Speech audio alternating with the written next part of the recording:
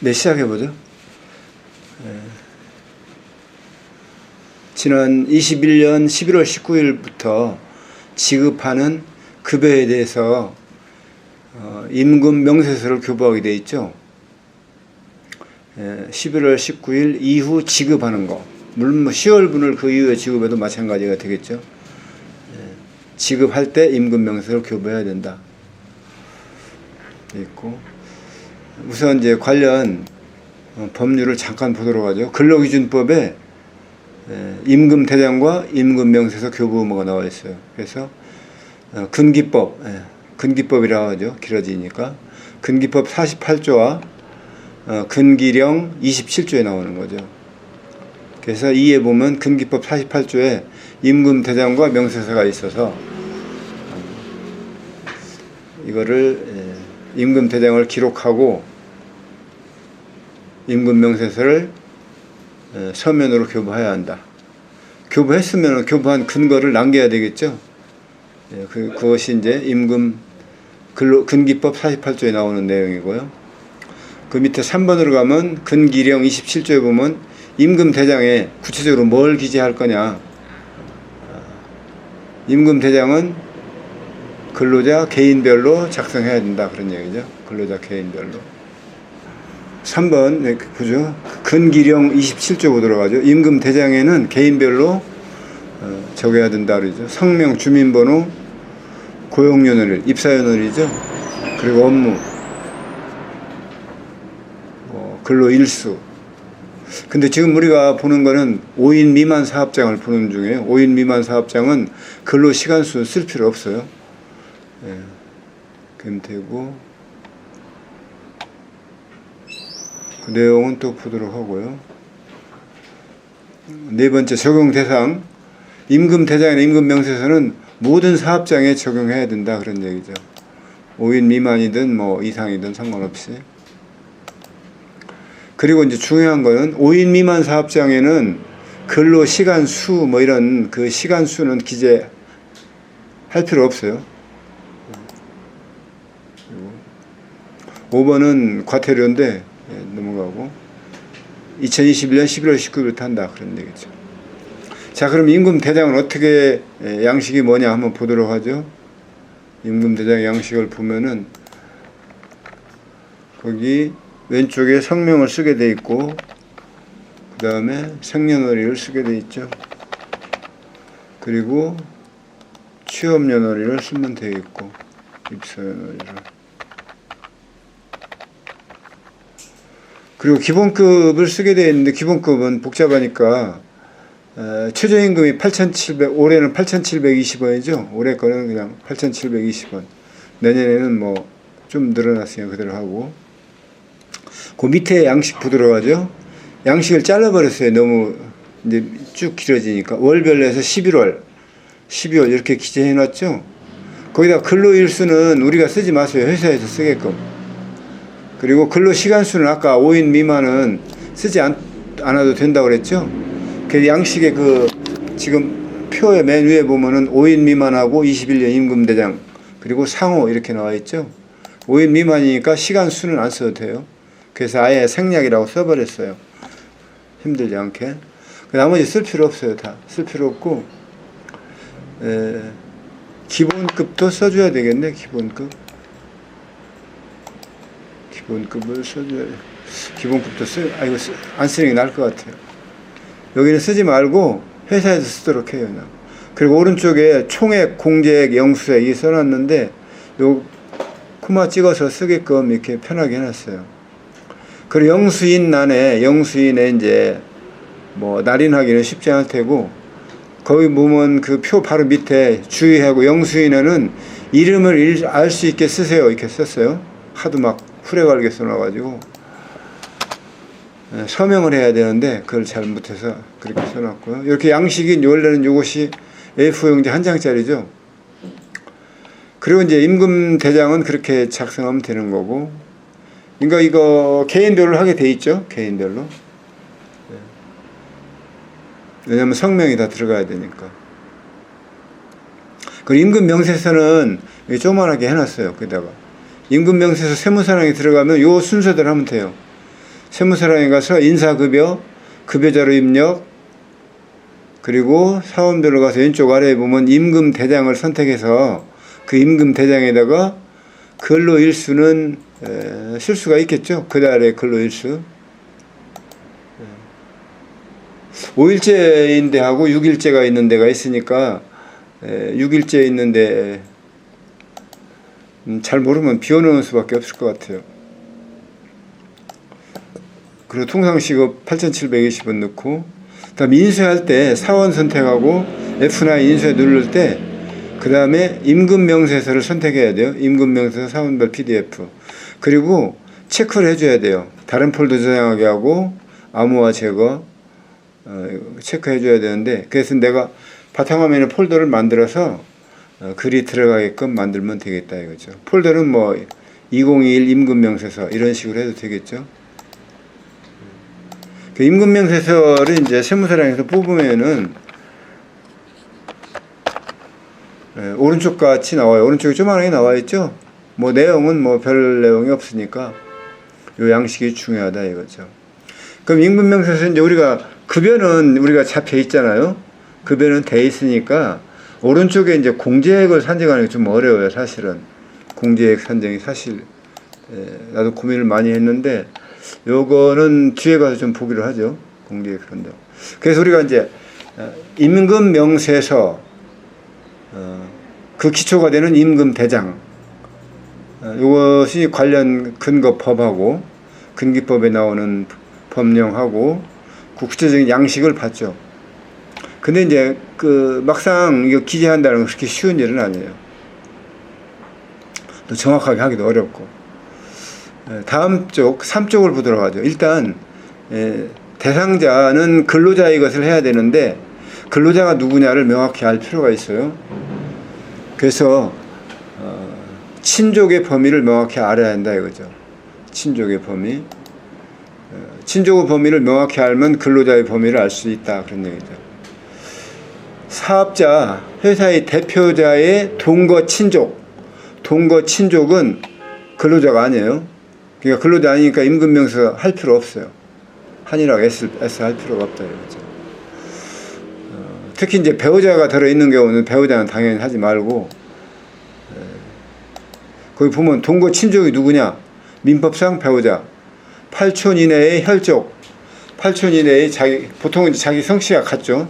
다를 수도 있겠지만은 성씨가 같은 피가 섞인 사람들이고, 4촌 이내의 인척은 그 4촌 이내의 혈족의 배우자를 얘기하는 거죠. 배우자 쪽.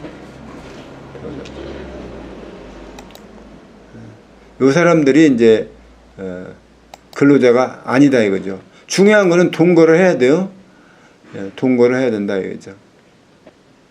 자, 왜 이 사람들을 빼냐? 동거 친족을 왜 빼는 이유는 거기 나오죠. 밑에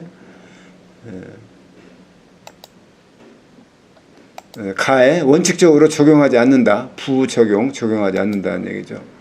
이 사람들은 뭐 근로자라 보기 어렵죠. 사실상 뭐 취업이고 뭐 퇴사고 뭐 이런 거 따져보기 어렵죠. 그렇지만은 예외적으로 적용할 수도 있는데 일반 근로자와 같이 일을 한다. 그러면은 적용할 수도 있다. 그런 얘기죠. 고용산재 적용되는 건 물론 국민연금 건강보험 당연히 적용되는 거죠. 이런 경우는 교부 대상이다. 그런 얘기죠. 근데 뭐 친족들한테까지 굳이 할 필요는 없을 것 같아요. 자녀들이 와서 그 회사에 근무한다. 그 사람들까지 할 필요는 없겠죠. 우리가 너무 힘들으니까. 자, 그러면 비동거 친족은 뭐냐? 동거 친족을 우리가 그렇게 받고 비동거 친족을 명확히 알면 됐는데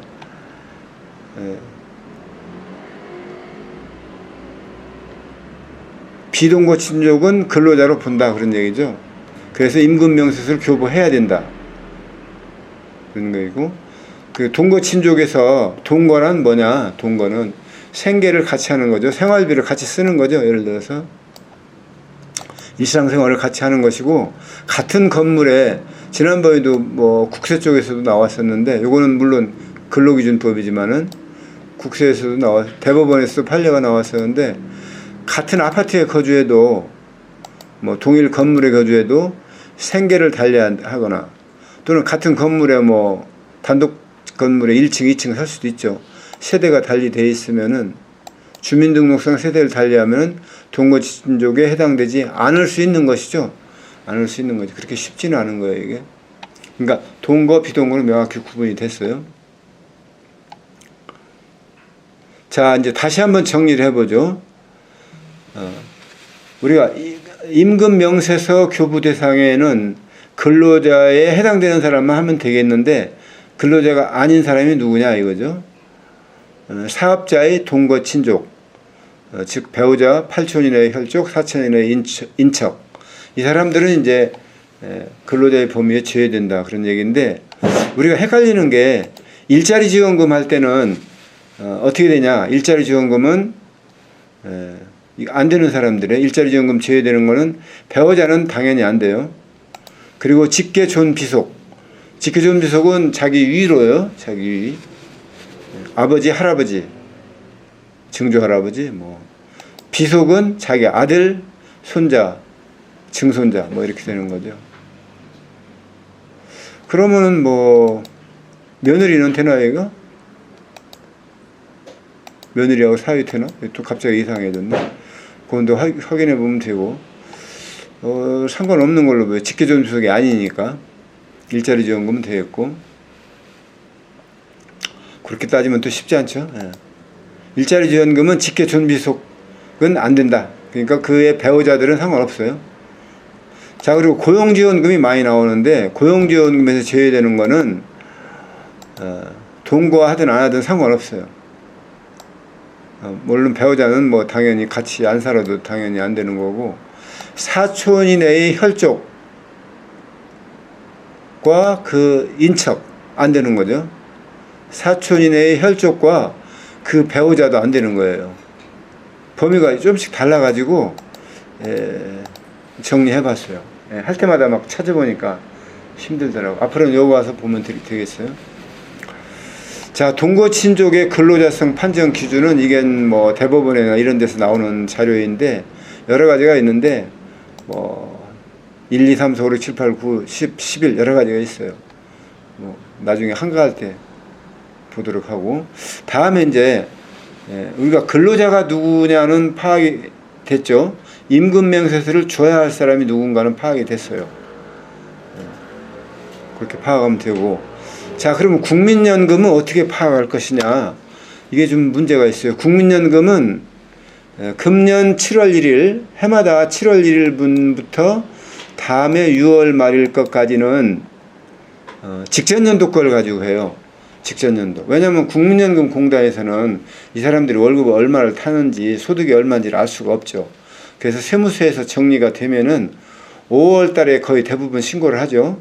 그래서 5월 말에 소득 신고가 다 끝나면은 7월부터 대개 적용할 수가 있어요. 7월부터. 그래서 이제 시차가 생길 수밖에 없죠. 그래서 이제 가령 금년도 1월서 6월은 19년도 것이 되는 거죠. 19년도 거 가지고 21년 1월서 6월 하고 20년도 자료 가지고 21년 7월서 다음에 6월 말까지 이렇게 1년 헷갈리게 돼 있어요. 그래서 이거를 이게 왜 자꾸 강조하냐면은 국민연금 보험료는 우리가 연말정산을 해요, 안 해요? 이건 안 해요. 국민연금은 부과하면 끝이에요. 왜냐하면은 내가 저축하고 말으니까 저축하는 돈이니까 그거 가지고 자꾸 따지지 않아요. 그래서 요거를 명확하게 알아야 돼. 그래서 금년도 지금 11, 12월 달 거는 작년도 월급을 가지고 해야 되는 거예요. 작년도 2020년 월급. 또 그 해에 입사한 사람은 뭐 그 해에 신고한 게 있을 테니까 그걸로 하면 되겠죠. 그래서 계속 사업자들은 작년도에 이미 있었던 사람들은 작년도 월급을 가지고 기준해서 금년 7월 1일에서 내년 6월 말까지 그걸 가지고 해야 되는 거예요. 우리 세무사랑이 나오는 거 가지고 그냥 하면 안 되는 거예요. 이게 맞지 않아요. 세무사랑을 고치든지 7월 1일마다 고쳐야 돼요. 그래서 그 내용은 그거고, 국민연금 보수는 이게 뭐야, 이게 기준소득 월액이라고 하는데 좀 이따 나올 거예요. 그 밑에 나오죠? 한 번 더 내려가면 기준소득 월액 나오는데, 하한이 33만 원부터 상한 월급을 아무리 많이 타도 524만 원에 대해서만 9%를 내는 거죠. 예. 그렇게 하고 다음 부죠. 자, 세무사랑에 가면 요게 뜨더라고요. 해마다 7월이 되면은 요렇게 하라고 떠요. 사원 등록에 가서 2 급여자료 입력에 가서 3 급여자료 입력. 우리 근데 거의 안 할 거예요, 이거. 예, 거의 안 할 거예요. 근데 앞으로는 해야 할 걸로 보여요. 자, 다음 그 밑에 줄 보죠. 정확한 금액을 입력시켜야 한다. 그런 얘기죠. 예, 국민연금 기준소득 월액이라고 그러죠. 국민연금 기준소득 월액을 찾으려면은 국민연금 EDI 가가지고 이렇게 해서 찾아야 돼요. 쭉 찾아야 되는데 사실 쉽지가 않아요, 이거. 왜냐면 인증서가 있어야 되니까 쉽지가 않아요. 그래서 보통은 급여자로 가지고 하죠. 우리가 이제 계속 있는 사람은 그 1년 전 거 또는 2년 전 거 1월서 6월은 2년 전 걸로 하고 7월서 12월은 1년 전 거 자료를 가지고 국민연금 보험료를 이제 찾아야 되는 거죠.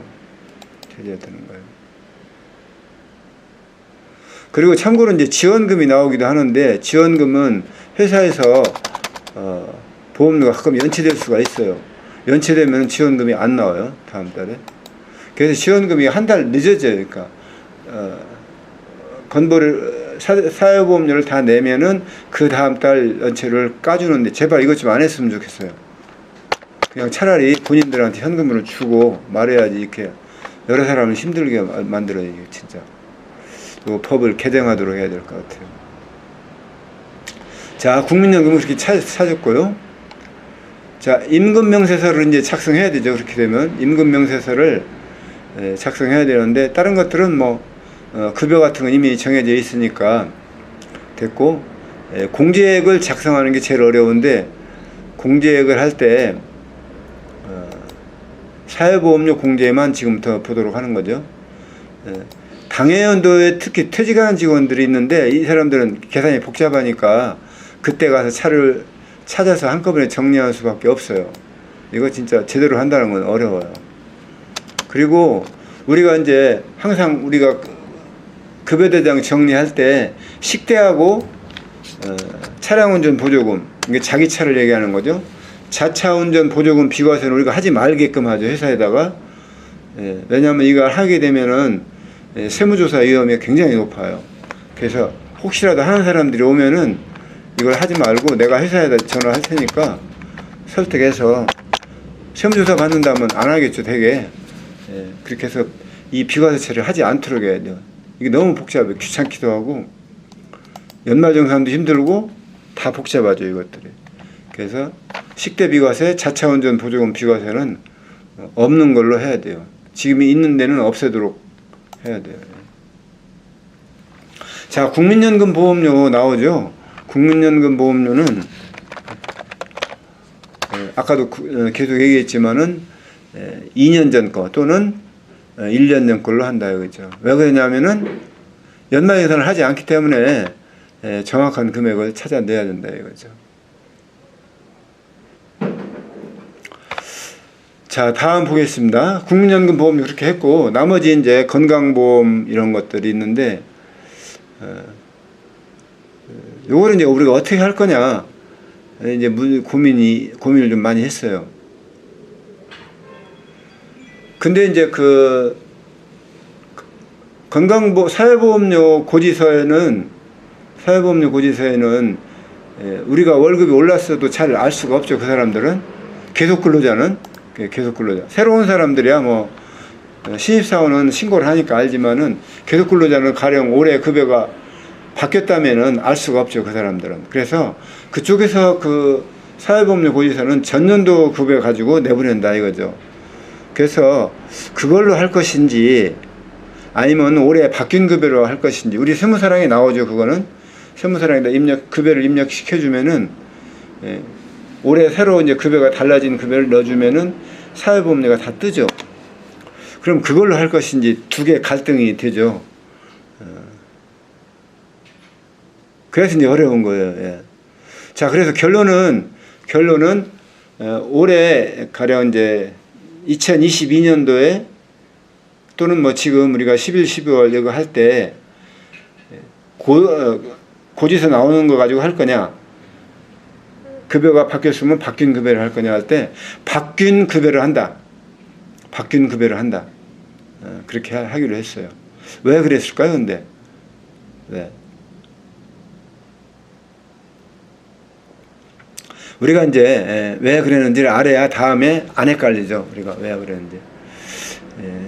세무사랑에서 우리가 급여를 집어넣으면은 그거 다 계산을 해주죠.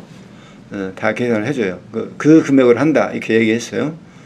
근데 왜 그러냐면은 이것은 연말정산을 하기 때문에 이 금액으로 하는 게 좋아요. 그렇게 하면은 우리가 다시 이 금액에 대해서 다시 정리할 필요가 없어요. 국민연금보험료는 연말정산을 안 하기 때문에 사회보험료 고지서에 나온 금액을 결국 하게 되는 것이고, 나머지 세 가지 사회보험료는 건강보험료부터 고용보험까지는 세무사랑에서 우리가 바뀐 급여로 하면은 우리가 근로자하고 연말정산을 할 필요가 없잖아요. 그렇죠? 또 할 필요가 없는 거예요. 그러면 결과적으로 우리는 근로자와의 연말정산을 하지 않는다. 그러니까 너무 편한 거예요, 이게. 근데 우리가 세무사랑에서 뜨는 금액, 세무사랑에서 이제 그 밑에 나오죠. 지금 3쪽에 맨 밑에서 하나, 둘, 셋, 세 번째 칸은 비어 있고 네 번째 칸에 맨 끝에 사용하지 않는다 써 있죠.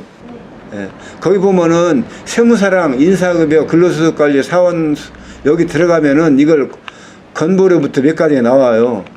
이거 하지 말라는 얘기예요. 지금 내가 하지 말라고 하면 또 열심히 하는 사람들이 있을 텐데 절대 하지 말아요. 근데 왜 안 하는지를 모르니까 또 하는 거예요. 그 사람들이 하는 사람들. 왜 안 하는 거죠? 연말정산을 요것들이 연말정산을 하는데 나중에 쓸데없이 시간 절약을 시간을 낭비 안 하려고 하는 것이죠. 이렇게 하면 다 끝나는 거니까. 잘 모르면 명확히 적어놨다가 명확히 이해를 해요. 자, 그래서 제가 이걸 정리하다 보니까 여러 가지 문제가 있다 이거죠. 지금 뭐 대한민국 법이 1000가지가 넘는지 몇 개인지 도대체 알 수가 없어요. 법을 너무 많이 만들어 놔가지고. 뭐 최근에 보니까 무슨 근로자의 날에 대한 법도 만들었더라고. 참 그렇게까지 만드는 거 뭐 법으로 만들어야 되나 그거를. 5월 1일 하루에 대한 법을 만들었는데 참 그렇게 많이 만들면 법을 지키기도 어렵죠. 그래서 뭐 1000개가 아니라 한 3000 법은 될 것 같아요. 하도 많아서. 그래서 제 생각할 때는 이 짜잘한 보조금, 그 10만원짜리, 만원짜리 주는 보조금 있잖아요. 이것들 좀 제발 이것 좀 만들지 말았으면 좋겠어요. 여러 사람 너무 피곤하게 하고. 진짜 우리 회계 세무업계에 있는 우리 사람들을 너무 힘들게 하잖아요. 예전부터. 그래서 만원짜리 보조금은 뭐가 있었냐면은 노란우산 공제할 때도 10,000원을 준다, 20,000원을 준다. 어떤 지자체는 준다 안 준다 해가지고 이거 뭐 하는 짓이에요 도대체. 그 10,000원 줘가지고 뭐 초등학생도 10,000원 줘도 별로 안 기뻐할 텐데 그런 걸 줘가지고 너무 힘든 것 같아요. 제가 로마인 이야기를 한번 읽었는데 로마 사람들이 일본 여자가 로마 사람하고 이탈리아 사람하고 결혼해서 로마인 이야기를 썼다고 그러는데 거기 나오는 그 당시 로마 제국에 있는 로마 시민들은 엄청 불쌍했다고 그래요. 시민들은. 그러니까 로마 시민들은 원래 농사짓던 사람들이었는데 농사짓던 사람들이었는데 해외 식민지에서 값싼 농산물이 들어오니까 경쟁력이 없는 거예요. 그래서 다 농사를 포기하고 도시에 가서 일을 해야 되는데, 도시에 가면 뭐 일거리가 있나요? 그래서 그 사람들이 할 일이 없어서 나중에는 뭐 콜로세움 경기장을 만들어서 그 뭐야 동물들하고 뭐 또는 뭐 검투사들 이런 걸 하게 했다 그러는데, 그 로마 시민들은 진짜 삶에 보람이 없었다 그래요. 왜냐하면 자기 생활비를 못 버는 사람들이니까. 다 보조금으로 사는 사람들이 많았다는데, 지금 진짜 이런 것들은 좀 문제인 것 같아요. 보조금을 줘도 어떤 그 자기가 그 내가 대가를 일을 하고서 받았다는 그런 시스템을 좀 만들어줘야 할 것 같아요. 그리고 이제 보조금을 주는데 보조금의 통합 시스템을 관리하는 법을 만들었으면 좋겠어요. 그래서 도대체 개인별로 보조금을 얼마를 받았는지 이런 것들이 좀 나와야 될 것 같아요. 보조금을 너무 많이 받으니까 보조금을 받는 데 대한 그 뭐야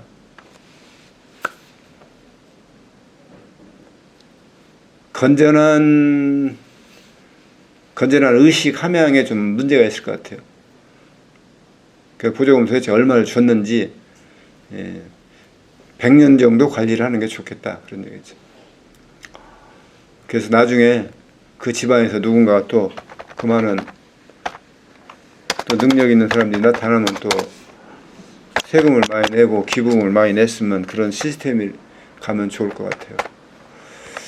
특히 이제 이 중에서도 사회보험료 지원금, 이게 너무 복잡하니까 차라리 복잡하게 공개하지 말고 그 개인별로 크게 어려울 테니까 개인별 근로자한테 직접 줬으면 좋겠어요.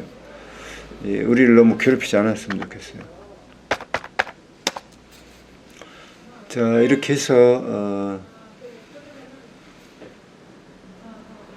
임금명세서하고 임금대장 이렇게 정리했고, 그 밑에 나오는 것들은 그 각종 기초자료인데 여러 가지가 나와 있어요. 지금 시간이 너무 많이 돼서 다 할 수 없고, 요거는 우리가 네게슨 편집에 넣어놓을 테고, 또 네이버 카페에도 넣어놓을 테니까 필요한 대로 보면 되겠어요.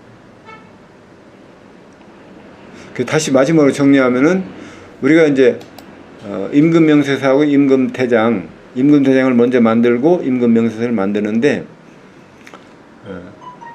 여기서 공제액이 특히 중요한데, 공제액은 국민연금은 1년 전 또는 2년 전 자료 가지고 해야 되는 것이고, 또 나머지 건보료, 장기요양보험료, 고용보험료, 요 부분은 세무사랑에다가 입력한 거 그해치 자료를 가지고 한다. 요거는 왜 그러냐면, 요거는 나중에 연말계산이 되기 때문에 이걸로 넣는 것이 한 번에 해결할 수 있다, 그런 얘기죠. 네, 여기까지 하도록 하겠습니다.